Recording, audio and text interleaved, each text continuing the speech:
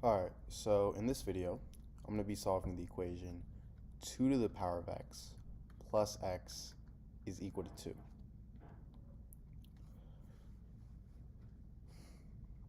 So, what I'm first going to start out by doing is subtracting x on both sides. So I get 2 to the power of x is equal to 2 minus x.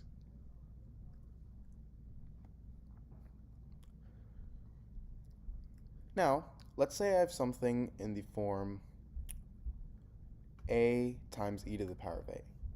What I'm going to be using on this is the W Lambert function. So basically what the W Lambert function is, or what it states, is if I take the W of something in the form a times e to the power of a, this is just equal to a. So this is known as the W Lambert function. So what we're going to be using for solving this equation is the W Lambert function. So before we do that, I'm going to rewrite this a little bit. So I have 2 to the power of x is equal to 2 minus x. And I'm going to divide both sides by 2 to the power of x. So these two cancel out, and I get 1 is equal to 2 minus x over 2 to the power of x. Now, this is the same thing as 2 minus x times 1 over 2 to the power of x. And if I have something in the form 1 over a to the power of n, this is equal to a to the power of negative n. So I get 2 minus x times 2 to the power of negative x.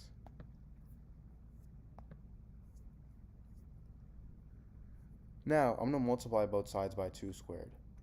So I get 2 squared times 1 is equal to 2 minus x times 2 to the power of negative x times 2 squared. And now, if I have something in the form a to the power of m times a to the power of n, this is equal to a to the power of m plus n.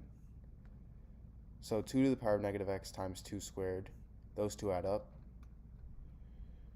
So I get 2 squared is equal to 2 minus x times negative x plus 2 is 2 minus x. Now 2 squared is simply equal to 4. So I get 4 is equal to 2 minus x times 2 to the power of 2 minus x.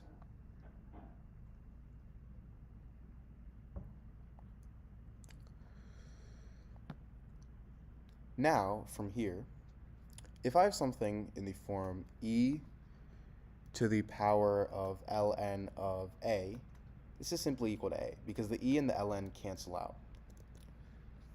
So this means that if I have something in the form e to the power of ln of 2, this is going to equal 2.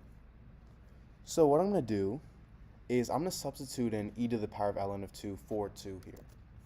So I get 4 is equal to 2 minus x times e to the power of ln of 2 to the power of 2 minus x. And these two can multiply because, again, a to the power of m to the power of n is equal to a to the power of m times n. So now I get 4 is equal to 2 minus x times e to the power of 2 minus x times ln 2. Now, I'm going to multiply both sides by ln 2. So I get 4 times ln 2 is equal to 2 minus x times ln 2 times e to the power of 2 minus x times ln 2. And this is where we're going to bring in the W Lambert function. So again, if I take the W of something with form a times e to the power of a, this is equal to a. So, as you can see for our right-hand side here, this is in the form a times e to the power of a, because a is 2 minus x times ln 2. So I have a times e to the power of a. So now I'm going to take the w on both sides. So I have the w of 4 times ln 2 is equal to w of 2 minus x times ln2 times e to the power of 2 minus x times ln2. And this just turns into a. So I get w of 4 times ln2 is equal to 2 minus x times ln2.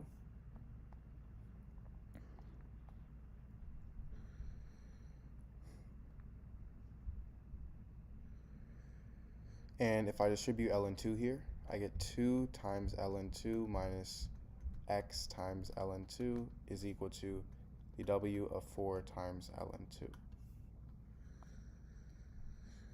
Now from here, I can rewrite this as 2 times ln2 minus the w of 4 times ln2 is equal to x times ln2.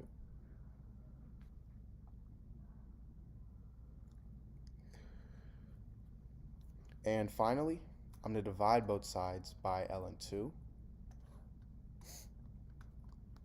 So these two cancel out, and I get x is equal to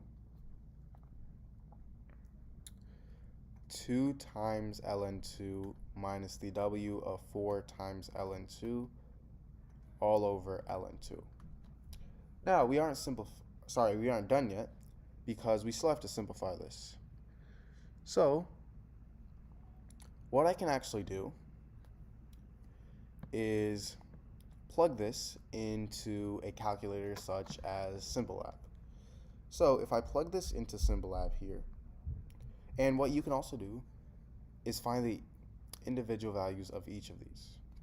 So you can find the individual value of 2 times ln2, subtract that from the value of w of 4 times ln2, and divide that by ln2. But I'm just going to make it easier by getting the exact value. So if I put this in Symbolab, I get that the value of x is approximately 0.543. So this is going to be my solution, and you can even check this by plugging this into this equation here.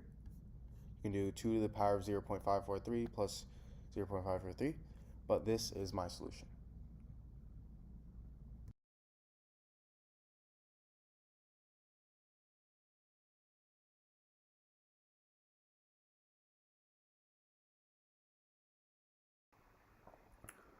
Alright, so in this video, I'm going to solve the equation x squared is equal to 999 squared minus 666 squared.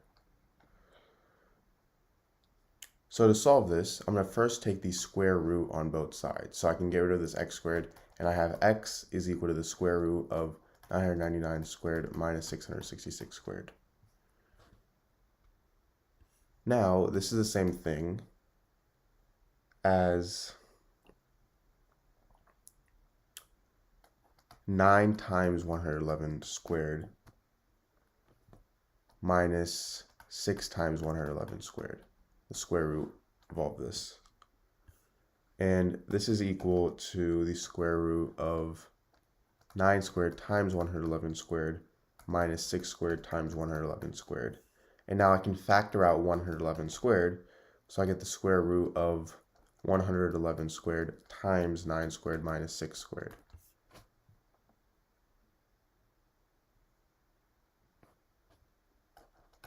And this turns into the square root of 111 squared times 45,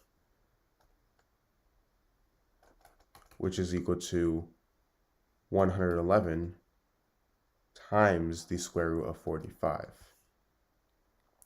Now I'm going to simplify 45 to 45 is equal to the square root of 9 times 5. And the square root of 9 is 3, so I get x is equal to 333 root 5. So this is my answer.